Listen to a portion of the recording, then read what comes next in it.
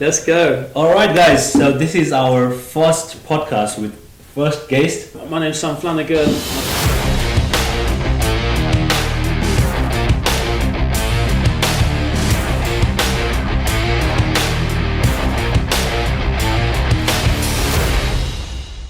Let's go. All right, guys. So this is our first podcast with first guest.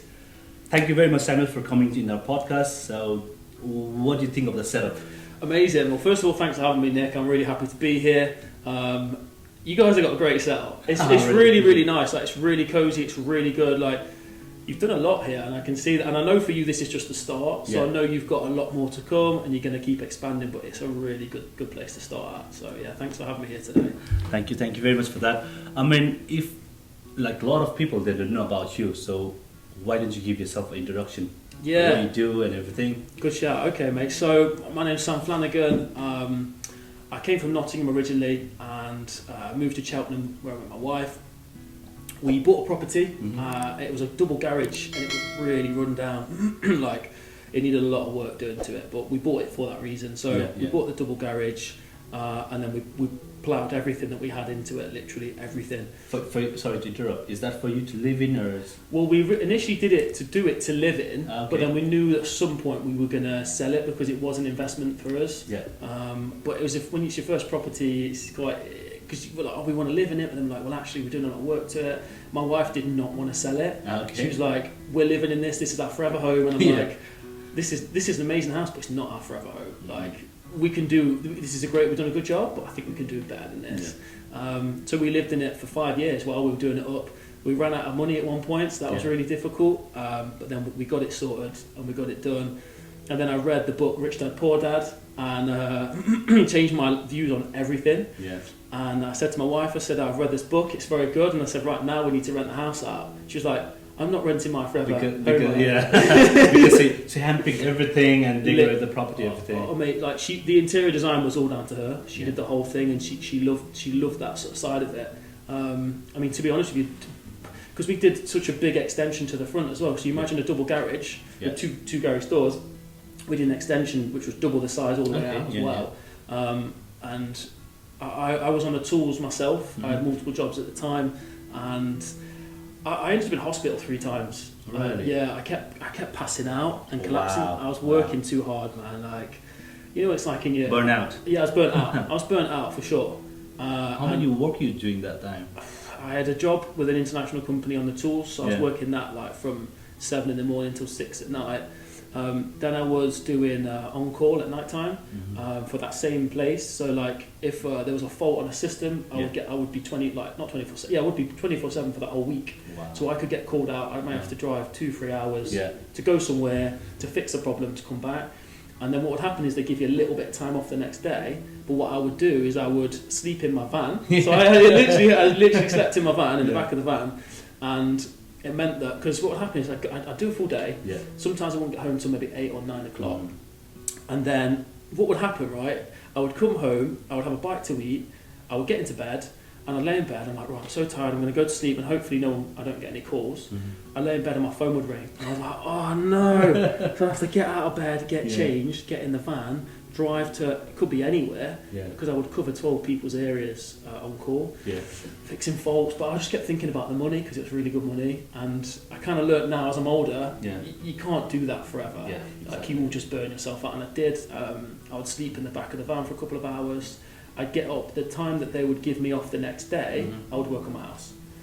So, and this was the thing, I had guys come in, I had contractors come in, but I wanted to learn, so I would jump on the tools with them. So I was quite, I was on the tools all the time, so it's quite normal for me. And it was too much, way too much. Like, kept getting ill in hospital, but I kept still doing that, you know. And I learnt the hard way, Nick. I learnt the hard way. You can't do everything. Because that's the sleep and everything. It was too much, way too much. And like mentally, I was like, I'm fine, but I wasn't. So I learnt a good lesson there.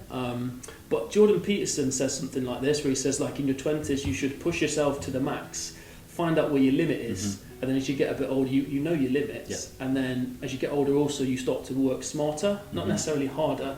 And that's what I've tried to do now. is just try and work more smarter. Yeah. Still this time to put in the hard work, don't get me wrong, but you can do it in a different way. Exactly. Well, so once you know let's say for example how maximum you can go, that you can find a way to do it a smart way. Yeah, of course, I believe exactly that. Yeah. Mm. It's mad. It's crazy, man. And so we did that, and then I convinced my wife to rent the house out. And so what did you say? You're a salesman. I'm a salesman, so but I took this the long game with her. I just took a bit of time. I wasn't pushing her. I showed her the benefits, what it would benefit us, and I was like, look, like we can rent this house out for quite a good amount of money, and we can refinance the house, and we can buy more houses, and we can grow our business, because we always wanted to grow a business in property. And that's exactly what we've done. So we rented that house out. We downsized massively, so we live in a very, very small little cottage now, which we rent, but the rent is very low, and the rent from the actual double garage that we turned into a house covers that by about 3 or 4 times. And then now we took the cash from that, and then from the refinance, and then we're investing into more property. That's smart. So yeah, it's difficult because the house, don't get me wrong, it's probably worth about 520, something like that. So is that the one you mentioned last time when we were in the Zoom call? That's it. So it's a great house, but it's a vehicle, isn't it? You're using, and that's the difference of the mindset from Rich Dad Poor Dad. As you know, I know you've read that. It's changing that mindset from this is where I want to be like for 30 years, I'm going to live here, pay the mortgage off, etc. But it's like, well, 1 minute now, let's have a look at a different way to do it.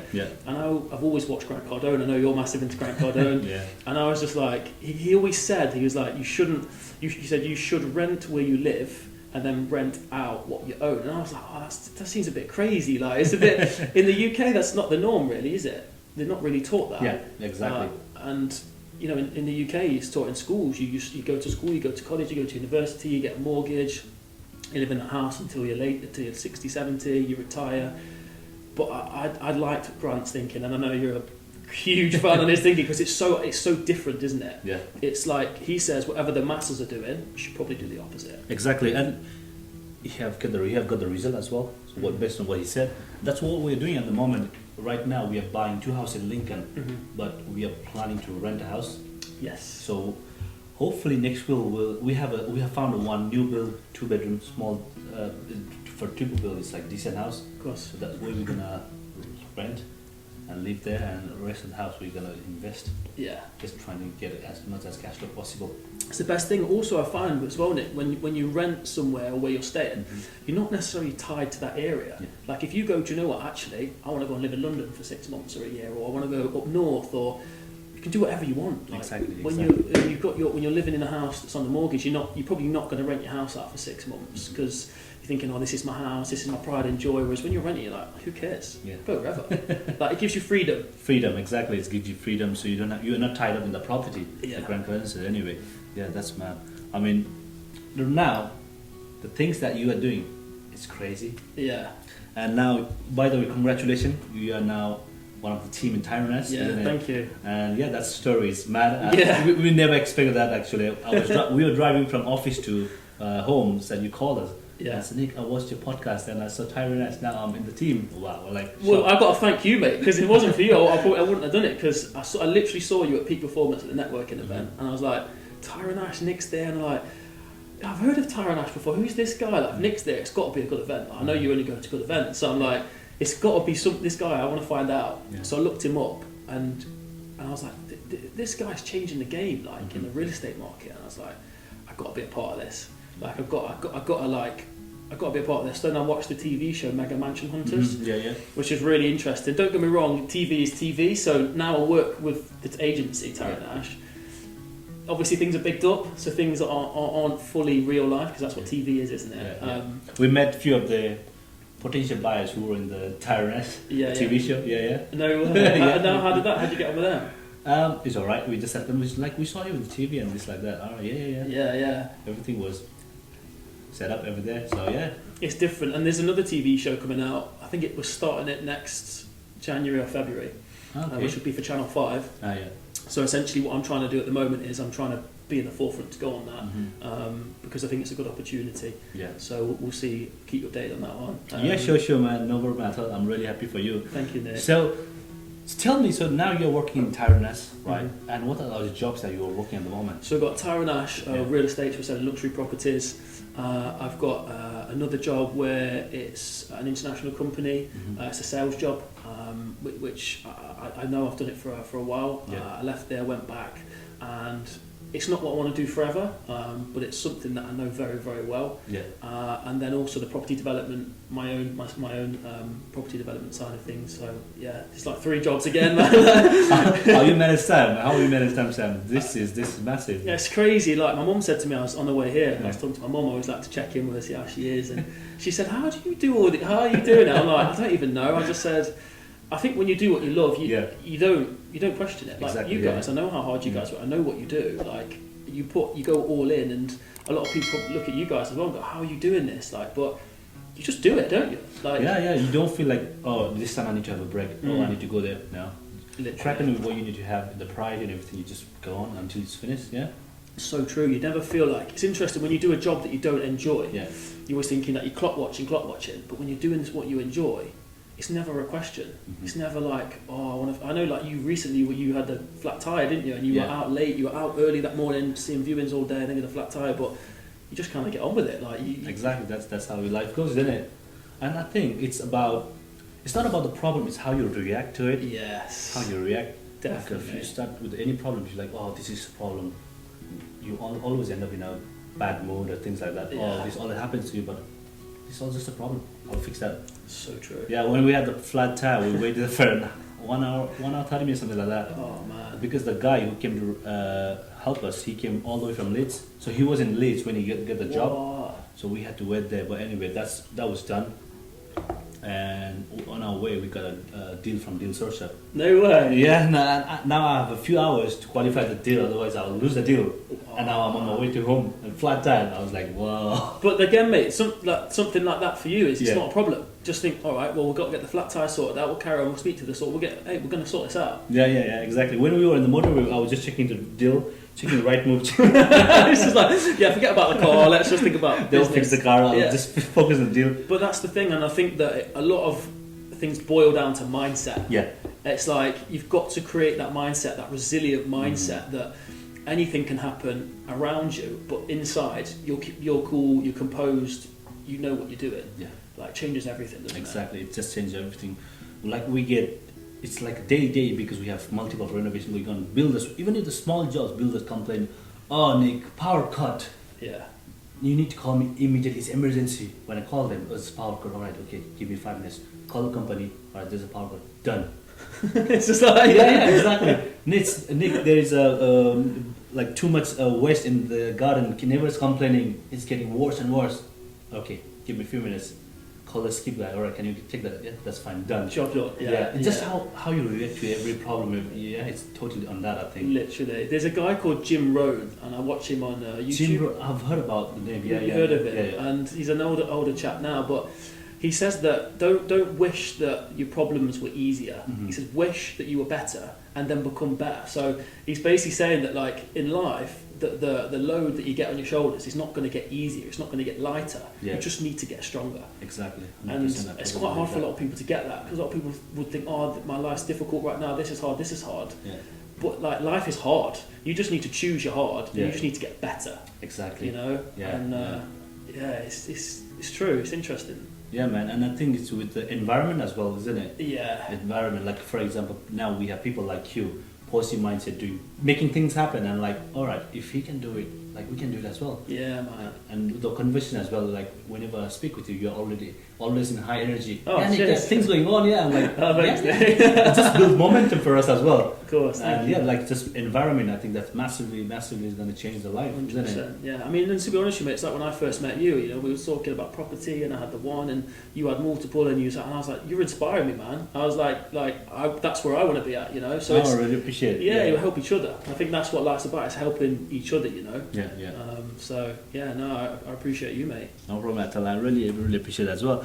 I mean, with the Tyrannus, I'm interested actually because it's related with the property. Of course. Can you tell me like what's happened, how you guys work and everything? Yeah, so it's very, very different to the usual sort of estate agents. We call ourselves real estate agents. So we've adapted this, the American, the Australian, and Dubai, that sort of strategy that sort of mentality of real estate, we've taken that from over there, we've brought it over here.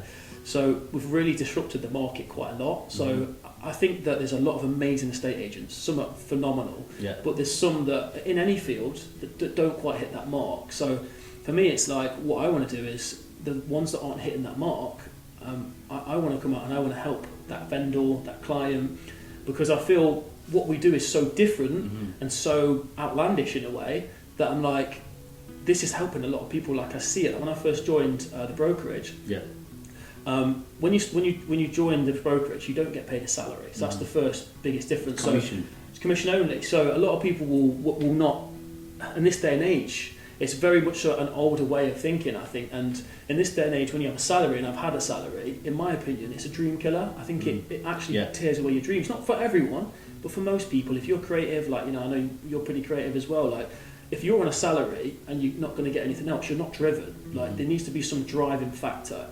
So when I heard there was no salary, I was like, right, now I'm interested. Because now I'm like, right, if there's no salary, I've got to work to get a reward. I've got to work to get something from here. So it's commission only, so we only get paid on what we sell. So if you don't sell any houses, you're not going to get paid. So for a lot of people, that's quite a hard thing to understand. Yeah, they'll accept as well. they'll be like, well, I don't want to do that. Yeah, but how can I pay the bills and everything? I think that's just for short term, isn't it? Yes. So, but then what you've got to start thinking is you've got to think, right, well, if I've got an asset or two, or a lot of guys have another part-time job just to keep paying the bills to start with. And then once you get going and you start selling these houses, because it is in the luxury market, you are going to get paid handsomely for it. You're going to get paid well for it, because you've got to put a lot of work in. Like, I'm not going to lie, like, you watch Selling Sunset on Netflix and you see these guys that are in Australia, you see these guys in America, and you're thinking, oh yeah, that's a great job, I'd love to do that. Like, I don't think they really show you the tough side of it, because it is tough, like, there's nothing saying, like, yourself, say we're buying a property from that angle, there's nothing saying that you can get the sale agreed, gets to completion and something can fall through. And that happens. So even in the luxury space, we can get a sale agreed, we can sell a property, we've done all the hard work, we've done the marketing, we've done all we qualified all the buyers, we've done everything, we've got a sale agreed, the client's happy, it's going right to the end to completion, and someone can pull out last minute, and then that means that you get paid nothing. That sale falls through. No matter how the work you've done. It doesn't matter what you've done, that sale's gone. And for a lot of people, that's very difficult, because they'll go, well, I've done all that work, but I've got nothing for it. But again, it goes back to mindset. Now, if that sort of thing happens, you go, right, who's another buyer? Because we normally get multiple qualified buyers. So we go back to somebody else and say, look, this is what's happened. Are you interested? If so, let's go, let's roll. And it's that mindset of not thinking, oh, I've failed, I've lost, I quit. It is a case of, no, 1 minute, I'm going to make this deal happen. Like, I've committed to this. Not only do I want to make this deal happen for my vendor, for my client, because they want to sell, they're motivated to sell, they've got a reason why they want to sell, whether that's because a lot of the houses we sell are high value, whether that's because they want the money from that, or whether that's because they just want to move, or whatever it might be. But also the fact that I'm thinking, right, I've got to help this person, but on the flip side, I'm helping them, and then that's when I will then get paid. So you've almost got to, not having a salary, you've almost got to, you're putting someone else first, really, when you think about it, because you could do all that work and get nothing for it. Exactly. So it's a very different spin on it. It's not the usual type of brokerage or agency. And to be quite honest with you, it costs to be a part of the agency. I pay a fee every month to be a part. So firstly, you get no salary, and you're paying a fee to be there. Oh, really? Yeah. So a lot of people go, "Oh, I'm not guaranteed anything," but this is the thing. It's the risk reward, isn't it? So sorry to interrupt. So the fee, is there any certain person, or how you pay the fee? So the fee you just pay every month. So you pay it to the brokerage, because what happens is you got to remember with this, and this is slightly different to most estate agents. Again, estate agents, you normally work for the company. You're on PAYE. They give you a salary, and maybe you get some commission for what you sell. But it's normally a small piece of the pie. With this, we set up our own limited companies, and we partner with the brokerage. So we're essentially running our own business underneath the Tyrone Ash Real Estate umbrella. That's how, and that's very different. Again, most people are like, well, that's that's not heard of over here. It's very rare that happens. So you've got your own business under the umbrella, and you've got to represent yourself, your business, but you're also a part of a bigger picture, really. And the great thing is that being part of the brokerage, you get all the access to Rightmove, Zoopla, premium listings, all the marketing stuff. You get a big access to that, but also the people. You've got to remember there's 90 real estate agents there. So we have a group chat. So whenever whenever someone posts a listing, we post that into the group chat and everybody posts it. So what happens is, not only are we posting things all over every social media platform and we're getting videos go viral, you've then got another 90 people sharing all of your listings to all of their followers, and it's going out to everyone. So that's the key, is we want to get everybody to see the marketing, the videos, the properties, because we know you've got to get attention first. The currency that you're playing for initially is attention. Yeah. Because if you've not got attention, you're not going to get buyers. Nothing, yeah. You know, and when we do the marketing now, we looked at some of the marketing videos, didn't we, before this, and it's so different, the marketing. Yeah. We make it, firstly we make a trailer, like a movie trailer, then we make it like a movie of the house. Like, no one's doing that. No one. Anyone that even tries that, like I've seen people try it and they can't compete, because it's just so, we've been doing it for a while and we know what works. Yeah. And also you want to give the respect the house deserves. You know, you've got like a 2, 3, 4, 5+ million pound house. I don't think a video of someone walking around on a phone with a little bit of music on there is going to do it justice. I mean, and that's what most estate agent does, isn't it? Just with a small phone, literally, and the voice in the background. Okay, this is the room. Just I mean, look, I do a lot of prospecting, so we get a lot of referrals. So we could be like all over the UK. So I could be in London, I could be up north, Wales, you name it, I'm everywhere.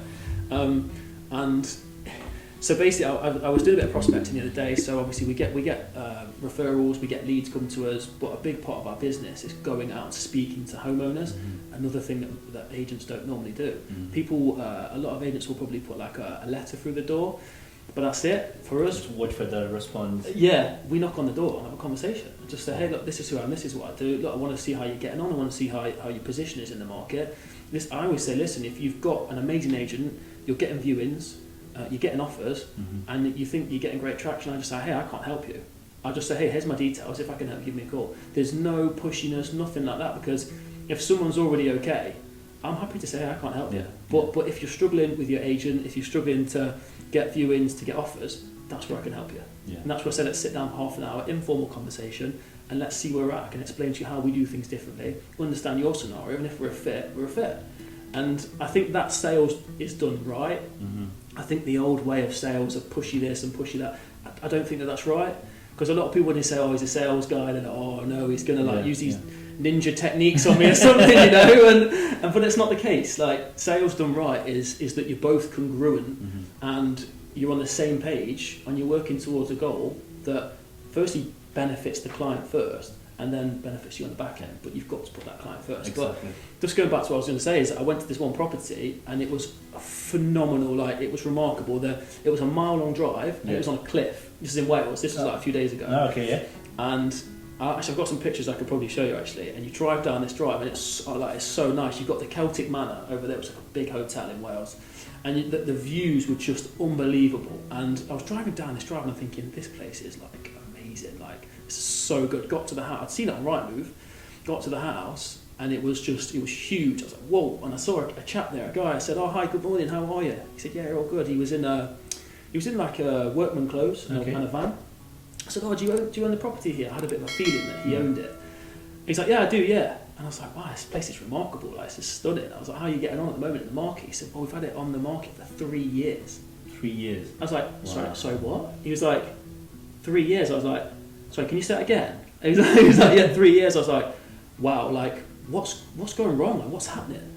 He was like, I just don't think the agents around here can sell this. I don't think they know what they're doing. They only seem to market locally. He's like, I think someone needs to come either from like London or internationally. It's a very unique, different property. He's like, local people probably aren't going to buy this. And I said, absolutely. And that's who I work with, those that are national and international.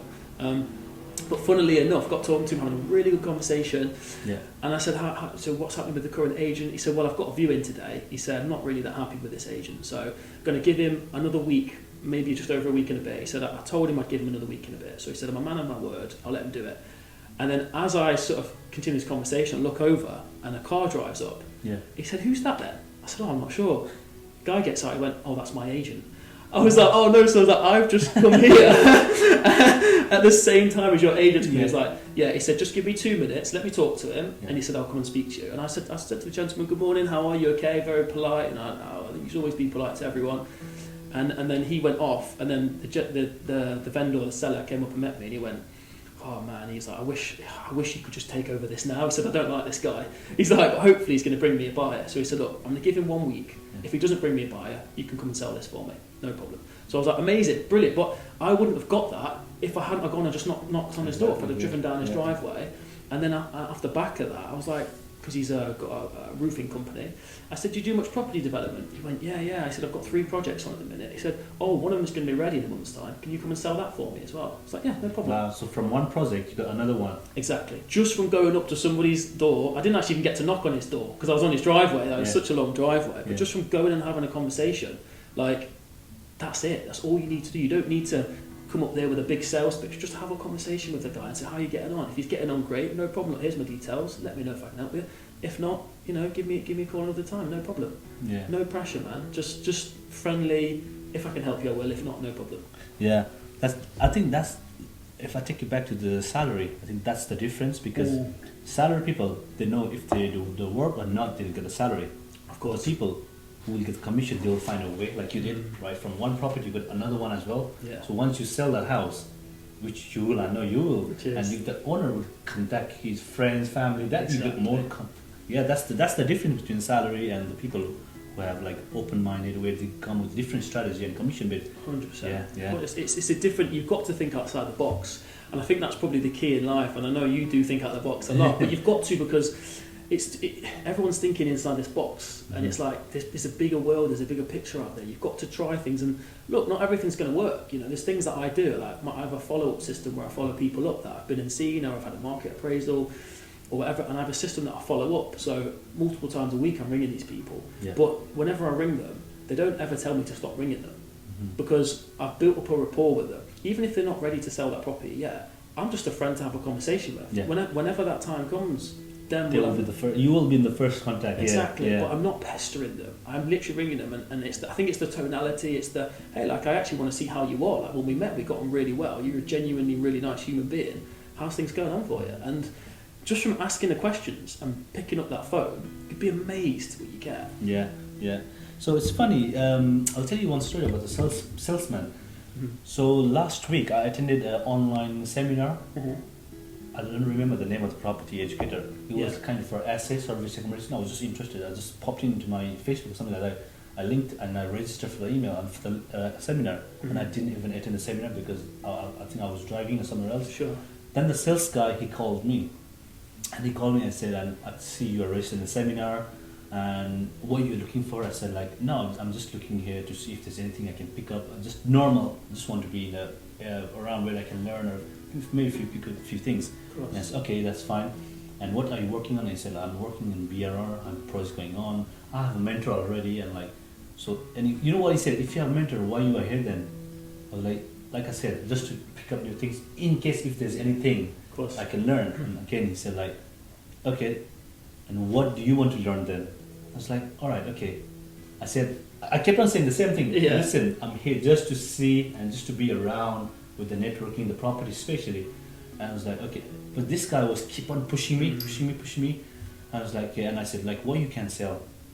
And he said, because I know salesman, right? And and I said, and it was too much because we were in I think. I don't know. We were in restaurant. Me and Diksha were in restaurant. We were having lunch. I came outside for a call actually because I thought this is an important call. But this sales guy was keep on pushing me. Why you are here then? So what you want? If you are mentor, what you want? I said just to learn if there's anything. You're not gonna learn anything from seminar. You have to join the program. Wow. I was like, I don't want to join the program. That's it. And hang the phone up. I didn't do that actually. I was supposed to do that. I should have done that. Yeah. And he said, "What you can sell?" I said, "We have this. We have this program. Which one are you going to take?" I don't want to take anything. I'll just crack on with my project at the moment. Once that's done, I'll think about it. If you think about it, when you're going to start, you have to start now. All right, mate. That's it. I know I'm really busy right now, and he just hung up the phone actually. Wow. See, that's the difference. So what he's doing is he's trying to just keep pushing you, and that's sales done wrong. Like, because I already know that. He's trying to push me and push me. No, all he needed to say was, "Hey, look, like I appreciate you don't need this right now, but look, here's my details. If you ever change your mind, let me know." And then what I would do if I was him, I would have just dropped you maybe the odd email or a text now and again. Hey, look, this is what we're doing. If you're interested, let me know. There's no pressure, nothing like that. But what he's doing is he's push, and just to get the course. So these days in sales, nobody likes to be sold to, and if you're going to come across salesy, it won't work. There's a guy called Tom Panos in Australia, and he's like the number one real estate guy. He's been in real estate for 35 years. And we had a call with him, and he's like mega, like the best. I'm just trying to think of the guy. There's a guy it's called TGE. Was it TGE? I can't remember. It's the Rubenstein Group, TRG, sorry, in TRG. Australia. Yeah, TRG, in Australia. And he was trained by Tom Panos, and this guy is like phenomenal. Like Ray White, which is a massive company, he's like super hyped in that now, and I think he's taken his own division from it. But Tom Panos came on a call with us, so Tyron organised it. It was amazing. It was so good, and he was just dropping these like knowledge bombs everywhere. It was brilliant. But he said, he was like, guys, he's like, if you personally sit down with someone and all they're doing is talking about themselves, and you get this feel, right? He was like, you can smell commission breath. And he was like, don't have commission breath, because it's not nice. Because it's like, when you're sitting down with a prospect, you need to be asking them about them. You want to understand where they're at, like, because you might not even be able to help them. In this week, or what video we are shooting this day, it's things like that actually. Yeah, I like it. And that's it. And our main priority at the moment is build network, so that we have a strong network. So, for example, if we need help, let's say, for example, anything sales, let's say, I can give you a ring. Of course. Sam, can you help me with this? How can I sell this? Or I can do, you see, if we have that kind of contact, we'll be in really better position. 100%. And also the fact that you're helping other people as well. So it's two-way, isn't it? You know, there's times where I can ring you, or you can ring me, or anybody, and it's like, it's a two-way thing. Like, you could pick the phone up to me anytime and be like, hey Nick, how you getting on, bro? What's happening? And, you know, if I might need something from you, or you might need something from me, it's like, yeah, no problem. Let's exactly. That's what we are focusing at the moment. And that's some of the mentoring and everything. Yeah, it's very busy, very, very busy. That's the thing with mentoring, because that's quite big for both of us, isn't it? Because we've both got mentors, and I can't stress to anyone that's listening that just as soon as you can get a mentor, get one. Yeah. Like, find out a lot of people come to me. I get a lot of younger generation, 19, 20, 21. They come to me and they say, "Oh, what you're doing, I want to do." I'm like, "Yeah, no problem. That's fine. Like, that's cool. They're like, can you help me?" I'm like, "Yeah, of course I can do. No problem." And I take a lot of my time to try and help people that are young, because I probably wouldn't have got the help that I get now when I was younger. But I kind of think I want to help other people as much as I can, you know. And there's so many younger generation. When I was at 21, 22, I was doing bad things, man. Like, I was in a bad place. Like, I was in a bad path. Right. And, really bad. Like, is this an environment or? Environment. I think the main problem, and I think with most people, if you haven't got a goal and you don't know where you're going, then you get distracted. And I got incredibly distracted. I'll tell you a bit about it, maybe outside. I'm very open about it. That's fine. But you know, look, like, I think that everyone's the same. I'm not saying mine's worse than anyone else's, but when you're distracted and you haven't got that goal to aim for, you don't know where you're going. Like, you start going one way and then you go the other way and the other way. So I would just say to people that are younger, like, find out what you want to do, and if you don't know what you want to do, try as many things as you can, because look, like, what's the worst that's going to happen? Especially in your 20s, man. Like, 20s, you're free. A lot of people don't have kids. You know, you've got no commitments. Just go and try it and enjoy it and learn, and then find someone that does what you want. You know, make mistakes. Man, make the mistakes, but also getting that mentor. Yeah, you're going to make some mistakes, but that mentor is going to help you to not make the mistakes they make. It's going to fast track you. And some people look and go, I don't want to spend that sort of money on a mentor, but it's an investment in yourself. And I had a friend of mine recently. She came to me and she said, she's like 22. She's like, I've got £10,000. What should I do with it? Where should I invest it? I said, what I'm going to tell you, you're probably not going to agree with, and you might not like it, but it's my honest opinion, and I wish someone had said this to me when I was your age. I said, you need to spend it on yourself, on self-development. You need to find out, like, what do you want to do? And she's like, I'm not actually sure. Right, you need to firstly forget the money, figure this stuff out. Like, where do you want to be in 5 years? What do you want to do? Like, what are you passionate about? What could you do if you weren't getting paid for a certain amount of time? Because there's certain jobs you're going to do and you ain't going to get paid, like, for a month or 2 or 3. Like, one of my really good friends, you know, set a business up. He didn't get paid anything for 2 years. Now he's doing exceptionally well, like, unbelievably. But are people committed to not get paid for 2 years? Are you committed to put things on the line, to not go out with your friends, to not have these nice cars? And that's the sort of stuff I'm trying to tell people that are younger now, because I was always chasing after nice cars and this and that. But actually, as I'm older now, it's like any bit of money I get, and I know you're the same, it's like property. Put it straight into an investment. What's going to pay me back? 100% property, or personal development, books, Even small investment, it's going to be massive help. 100%, man. So yeah, I think that people that are younger, like 100%, just get out there. Like, any money you've got, put it into yourself, invest it into yourself, because you got to think about long term. And I think when people are a lot younger, when I was younger, I was 21, I actually didn't think about long term. I only thought about there, like, and then I didn't think about where am I going to be, what's my family going to be, investments. You don't really think about it. Some people don't. I didn't, and I think that's the time to be thinking about it. Like, and I feel like this generation, I'm talking to 19-year-olds, 20-year-olds, 21, 22 lads mainly that reach out to me.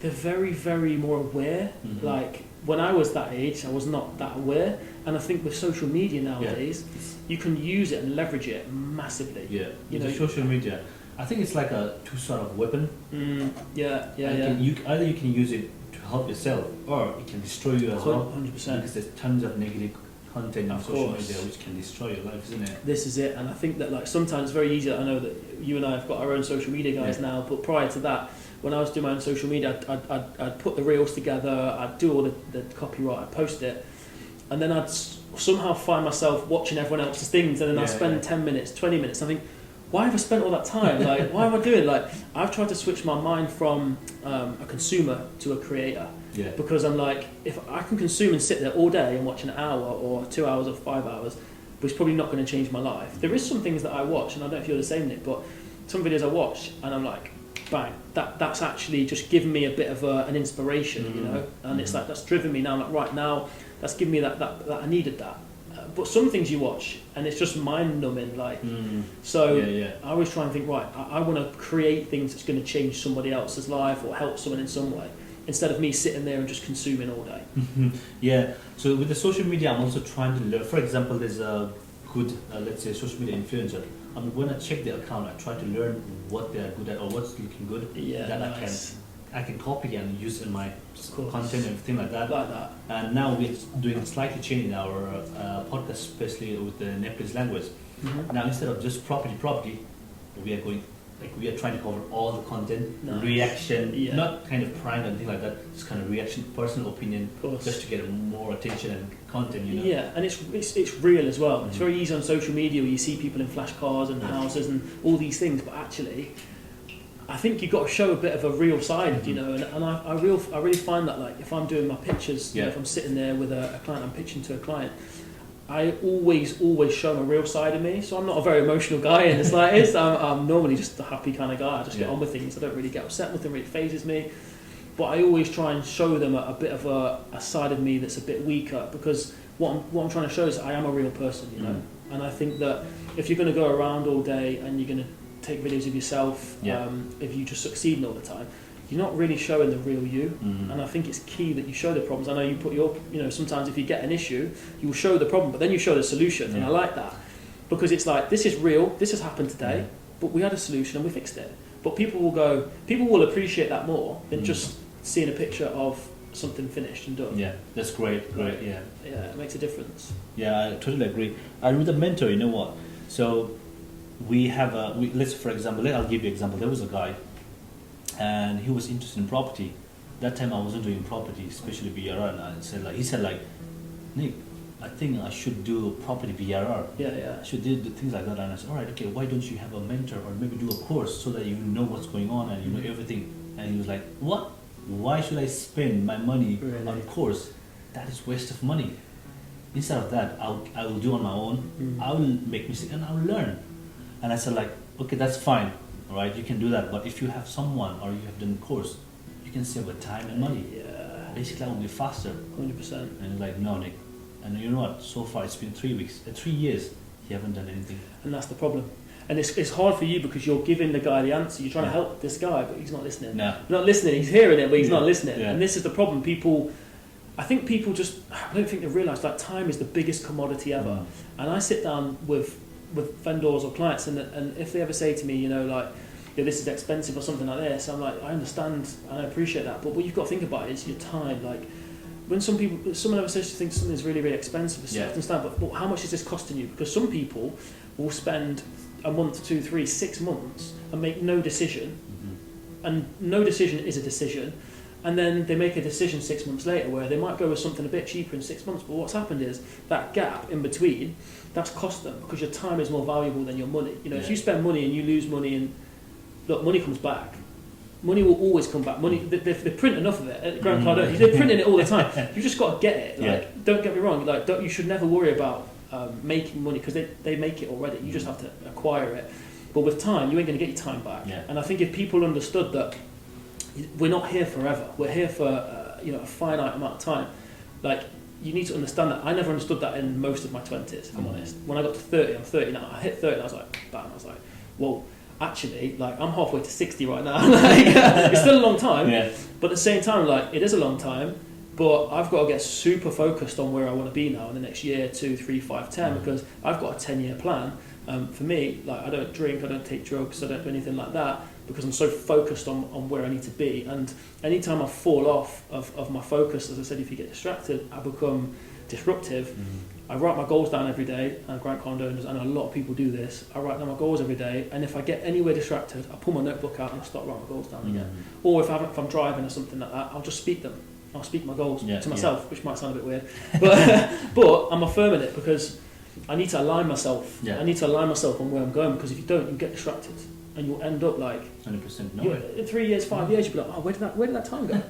I haven't done anything. So you're absolutely right. You've got to be aligned with things, and you've got to know where you're going, man. Especially with the environment, your friends. Yeah.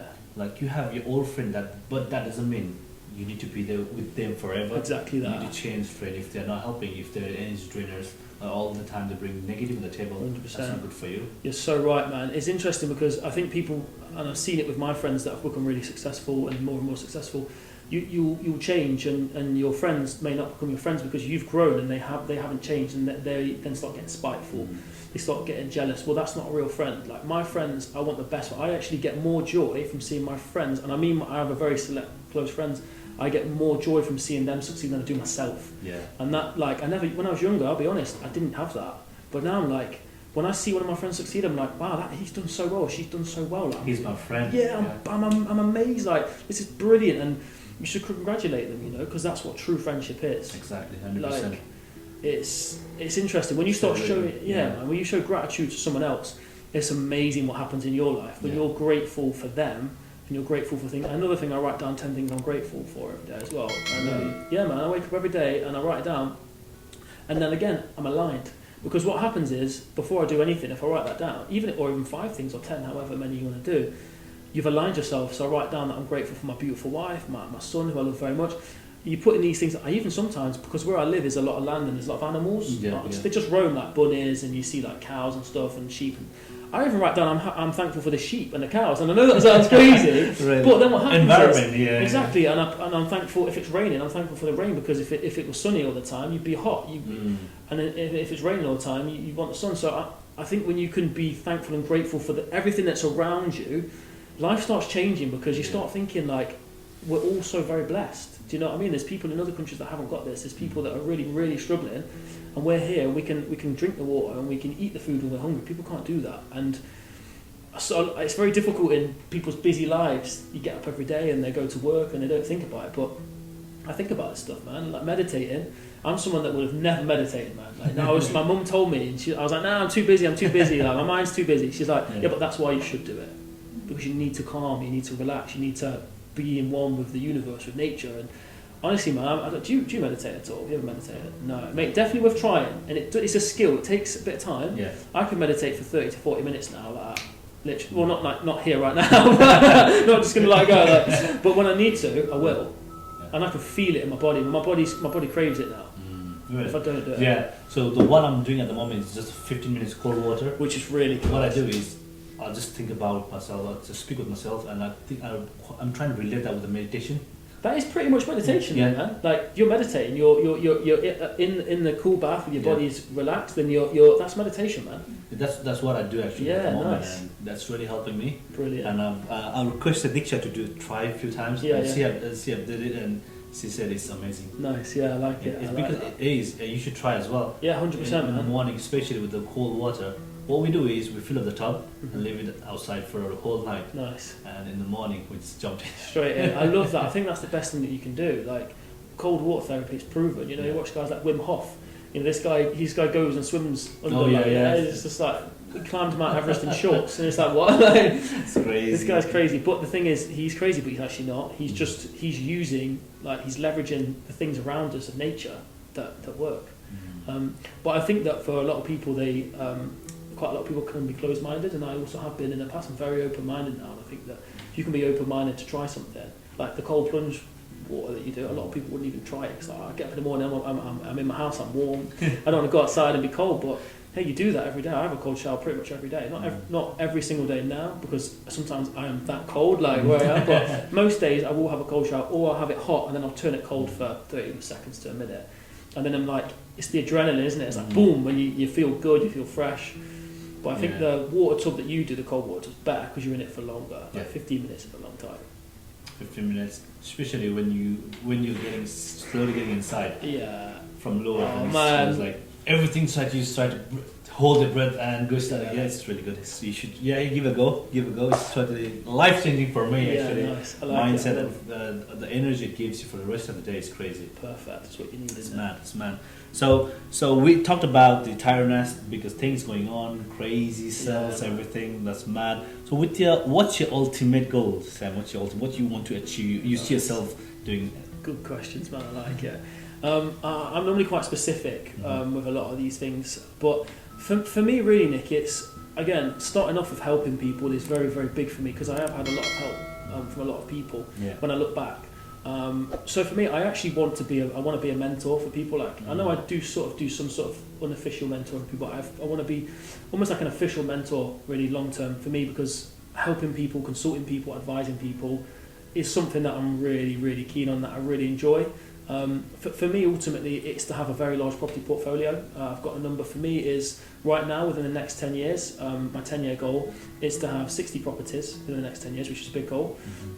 Achievable. Achievable. Yeah, but it's big, and I think that I'm not really scared of anything. And genuinely, I'm not scared of anything. But that goal actually scares me.